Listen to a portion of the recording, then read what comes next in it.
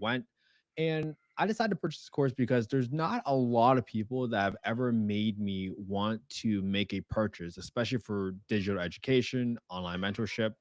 I can count a handful. It's Pace Mori, it's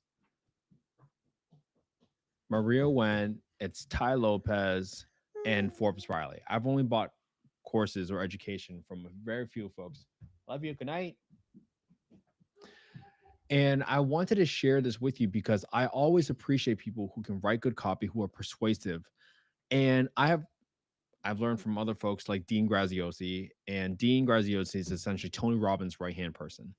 And even he still writes his own copy. And that was my number one hint when I realized that some of the world's top entrepreneurs, they still write their own copy because they view that as the highest leverage skill that they have. So how do you write good copy? And when I looked at Maria's content, I think she did a pretty good job about convincing. And so every single time I see someone that's good at the craft, I mean, Forbes Riley is probably one of the best people I ever seen fixing people's pictures and learning how to do it. It was so good. And I have to give Riley the most props because she really taught me how to even get people to come on my podcast. It's wild. It's wild. So let's keep going. So it's said copywriting checklist. It's said in the shortest way possible. This is so important. And I realized that, oh man, I used to put like paragraphs. And guess what? I'm not going to change what I did on Instagram in the old days because I want my daughter to see how bad my copy was. And she gets to see how I've learned, how I've applied the skills. And I was probably pretty stubborn in the beginning. I was just trying to check the box. I was just trying to create a podcast. I was trying to cut up a bunch of clips and just post it. And that has got me pretty good results just with the consistency. But now, how do I take it to the next level? And I realized that now, with my goal, this is the perfect time for me to pivot a little bit. Is I've been focusing on lengthening our copy for LMO and Geo, right? My goal with the content on YouTube, because YouTube is one of the biggest search engines in the world, and you saw, right, how my content was showing up in, let me show this one, like this one right here. I asked ChatGPT, hey, what is a transformer? Why do you need to add a real estate development site? And told me what it was. And I said, hey, where did you get this knowledge from? Is there a podcast that recently talked about this? And boom, it referenced this link, which is from my podcast, right? That's LMO. That's language model optimization. That's how you show up in the responses by ChatGPT, by Gemini, by any large language models. But I also realized that I'm not growing my audience fast enough because I realized that I haven't. So right now, I was really proud of it when my YouTube subscribers outgrew my Instagram followers.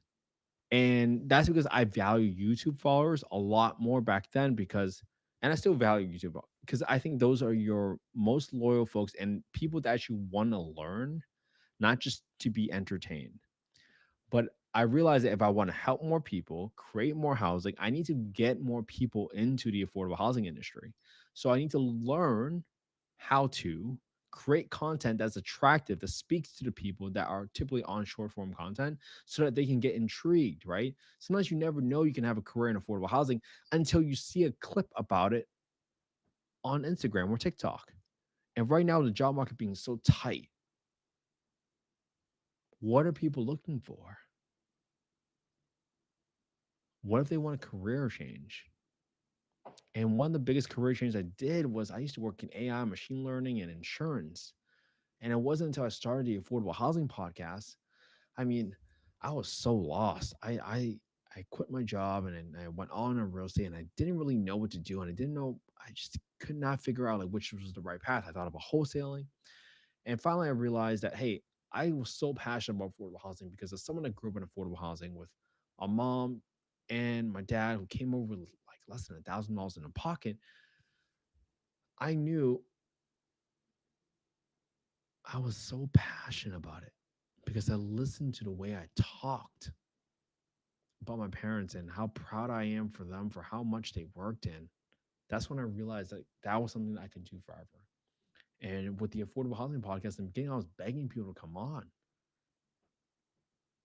And I know I'm rambling a little bit because we have a copywriting, but I want to share with you like this is the reason why I'm still doing this because if I want to get more people involved with affordable housing, I have to learn how to get better at my own skills and learning how to write copy. That's some of the most successful entrepreneurs. They're still doing that today. So that's a sign.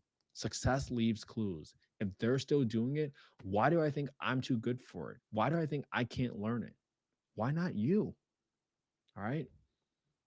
So let me go through this checklist. So the text is formatted to be visually easy to read. And this was probably the best example. You can see how there's a lot of white space in between one. When you are reading emails, so often you see that your text is like tight, it's bunched together, and it just it makes people not want to read your text. And in this day and time, people just don't want to read anymore. So you got to learn to format it, give it more white space. Right? I love this one. There's zero beating around a bush.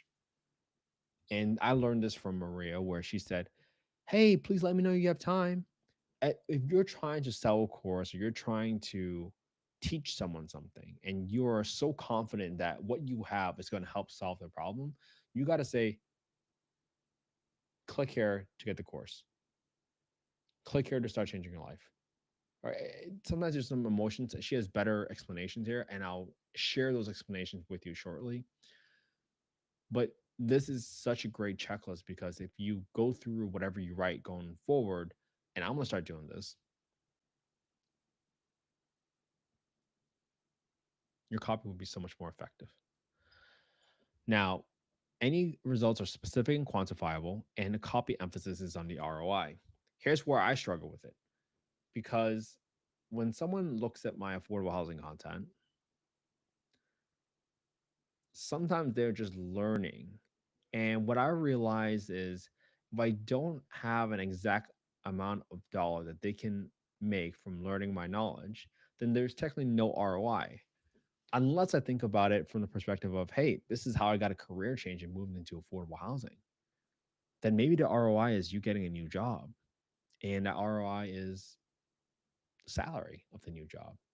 And she really emphasized, she's like, hey, you got to do the work to figure out what the ROI is for someone. You can't say, hey, I make people feel more energetic, right? That's how you don't make something quantifiable. And that's really, really hard for someone to grasp if they're a complete stranger and they don't know you. You might make some sales, you might help some people, but you're not going to have the level of impact that you want. And I'm very confident that the people that are listening to this today, you want to make an impact on a lot of folks with your time, your energy, resources. So that's a great lesson I learned today. It's your job to quantify. It's your job to tell people what the ROI. You don't make them figure out, hey, why would I want this? The tone of the copy is confident but not arrogant. And this is so good, but she shared this lesson with me where if you are not confident, you sometimes start answering the objections in your own content. Meaning, you say, like, hey, the best way to lose weight is to eat less and work out more, right? You burn more calories than you intake.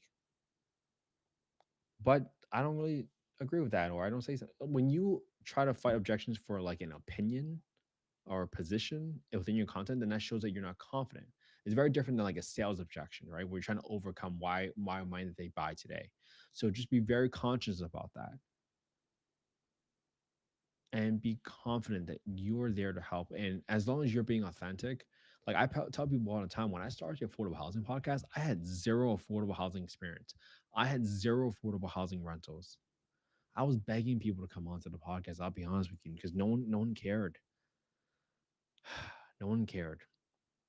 But it's also you can't get mad at that because it's your job to help them care, and it's your job to help them and make them want to come on the podcast. And I've been very grateful that I've been able to find so many people in affordable housing that are so giving that wanted to come on a podcast. So think about it. Next one, the information being communicated is actually valuable. This is so good. If you don't ask yourself, why, what is the goal of this content? Sometimes you might have tutorial content, you might have educational pieces. These are all very important. But this is how you got to figure out. Okay, I like this one. Heavily edit any copy written by ChatGPT. This is so good. So even though I'm doing so much work, like I'm taking this copywriting checklist and I am telling ChatGPT, like, hey, how do you do this? Say in the shortest way. Great. All lines will be tightened in for clarity and brevity. Great. Use visual formatting. Great. Use visual formatting. You really want to be 50% text, 50% visuals. So be very thoughtful about it. No fluff, no beating around a bush. Every sentence must earn a spot. Great. Clear ROI, leads, bookings, clients. Great. Interesting. So now that you taught them, oh, this was so good. Instead of saying how to grow your audience, you say how I. Oh, that's such a good one. I am so guilty of that. So in all my content on YouTube, all my content on LinkedIn, I have always talked about how to because I was optimizing for geo and LMO. What I want to do going forward on TikTok and Instagram is I'm gonna start using more of how I, because I want to be able to share my own experience and how I knew almost like nothing about affordable housing and real estate development, but I was genuinely curious about affordable housing. And over time, after you interview people for like 3 years, you just start picking up terms and you start picking up very complex approaches, thoughts that now you're getting perspective from everybody. What was really great was I got to learn people from tax exempt bonds, how to do real estate development with HUD loans, how to do real estate development with state grants, subsidies. I've learned so much from so many people in the last 3 years. I am so grateful. But now you can put all the pieces together because you get to talk to everyone as the podcast host, which is why I think everyone should start their own podcast. Like you should absolutely start your own podcast, especially if you for some reason are not happy with your current job or career and maybe you have a different interest in something. Maybe you want to start a plumbing company. Just start a podcast called the Best Plumbing Podcast, and I bet you will get some of the best plumbing company owners onto that podcast, and you will hear from them exactly what works and what doesn't work. Oh, that would be so good. You have no idea. That would be so good. All right, so let's keep on going. So I got the checklist uploaded. So now it's going to start here. So how I always works better than how to. Great. We talked about this. Pro tip: you want content to be actually valuable versus fluffy before you infuse A, vulnerability, or B, your unique story. So instead of saying how to be more healthy, right? Tip one: eat more whole foods, move more. So lame, so boring. No one cares about this. But if you said, hey, 2 years ago, my husband came to me and asked if we can have a tough conversation. He sat me down and said he was extremely concerned for my health. He asked me to focus on my health more and that he would help me in any way that I needed to make that happen. He was kind, but I still felt ashamed and embarrassed. But deep down, I knew he was right. I started going for nightly walks, and something about the crisp evening air unlocked a craving for health. I couldn't explain it, but I started wanting to eat things like strawberries and kiwi in the morning. And all of a sudden, processed food felt nauseating to me. Oh, do you see the difference? Like that was the same information, right? Eat clean, move more, exercise more, but that's the difference between good copy and not. This is dime a dozen. This people might remember more. And guess what? If they don't remember it, then you didn't really help anybody. If they listened to something, but they did not change their behavior, then they did not learn. And I believe that our roles as educator, as content creators, our goal is to make sure people can learn to change their lives for the better. And it's on us. It's our responsibility to create and talk and communicate in a way that other people want to change. I'm doing this live because I really want my kids to know these skills because these are skills that they did not teach in high school. I don't remember But when I was in high school, I was taught to